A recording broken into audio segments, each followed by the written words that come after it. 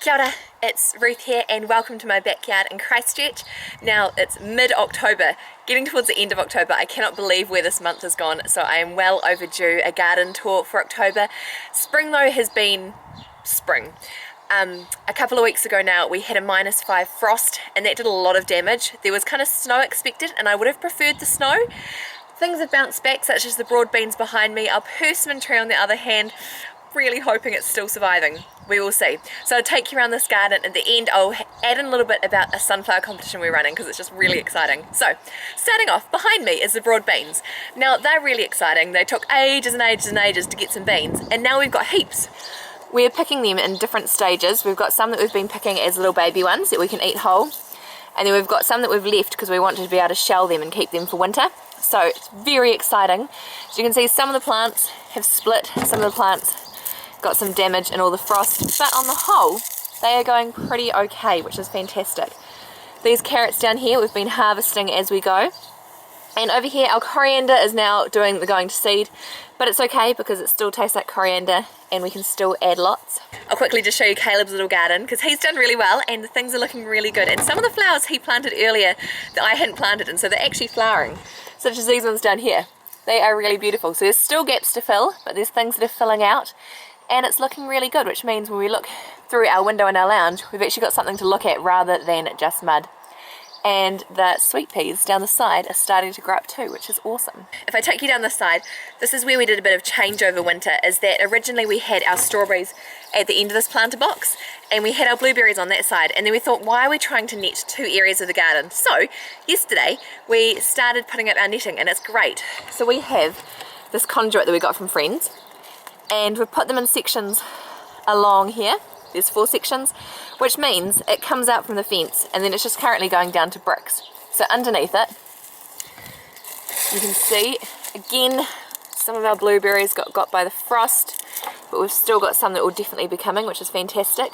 And we've got strawberries all down the middle, and we've got boysenberry, which is going up here as well, which means all one bit of netting. And look, over there, we've even got a flower.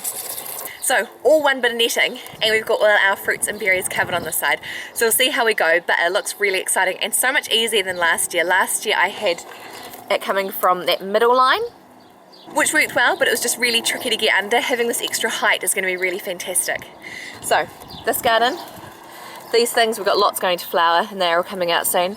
Our garlic, we've got some down this end, some in this corner too, and we've been pretty good on the whole. We're just starting to get rust. Rust is something that's kind of unavoidable, but I feel like we've done pretty well this year without getting rust.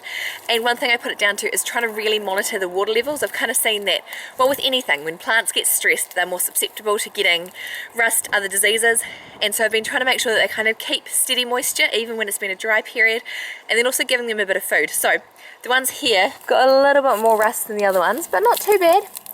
And rust, as much of its annoyance, it's actually okay. The bulbs are still completely fine for harvesting, even if the whole leaves get rust, so it's just leaving them in the ground for the extra couple of months they'll need. And here, there's our poppadome, which has got a zip down this side and on the other side, which is actually really cool. So we've got our spinach in here, which is going really well. A couple of leftover leeks, and just over the last couple of days I have planted out some lettuce, which while it was in the seed trays got by birds, and some more little spinach. And over here I've just mulched with pea straw, these big ones. I've definitely learned not to mulch too early with the little baby ones. I love mulch, I love pea straw. I think it's definitely the way to get through winter, summer, gardening. It is so fantastic, but it's really easy to get the little seedlings lost. So rather than mulching it straight away, I'm just leaving it a little bit till they get a bit bigger. Down here we've got tiny head of broccoli that's coming up, one that's gone to flower, and these carrots. Now these carrots, if you've seen some of my other videos, they're so great. But I keep on saying, oh, I need to thin them, oh, I need to thin them.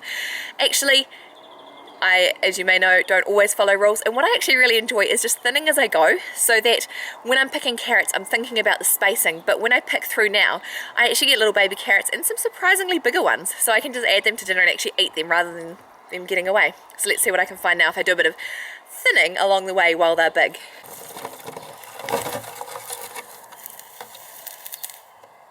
Look at that one.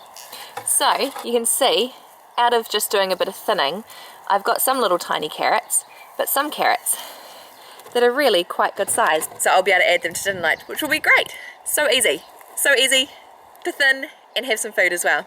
So this last one I'll show you for now.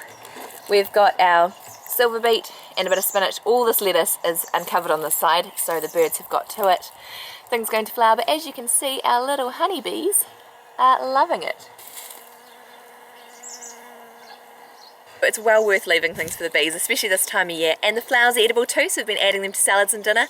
And on this side, we've just pulled out some things. We've got some carrots, and then there was kohlrabi and tatsoi here. We have planted the same thing in here again, and that's because we pulled out the last ones before they'd even had their full growing season, and that's because they did get too dry and then they just bolted and we had the crazy weather. So we're just going to see how it goes.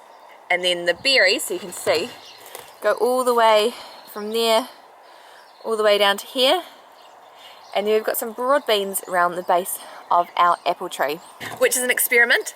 Love experiments. I have been having problems with codling moth, and they've been getting a little bit better from trying different methods, not overly.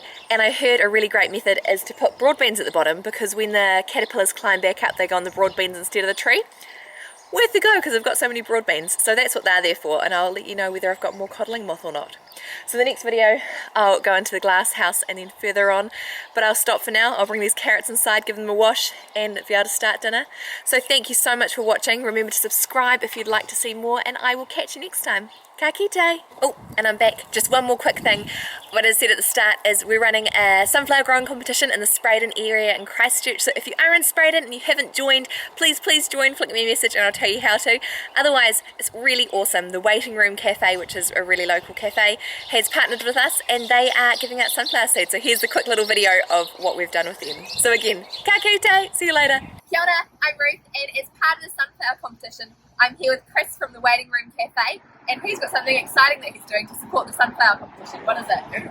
Kia ora. So here at the Waiting Room Cafe, we serve delicious coffee from Switch, and we use compostable cups. So we've been asking our clients to leave the cups behind, and we're planting sunflowers in them. So you come in and buy yourself a coffee, you can take away for free your very own sunflower and plant it in your garden and be part of the sunflower growing competition, because we want to brighten up the neighbourhood. Which is awesome. So they're at the corner of Lincoln Road and Domain Terrace, so pop on in, grab yourself a sunflower and a coffee. Thank you. Excellent. See ya. Awesome. Ka kite.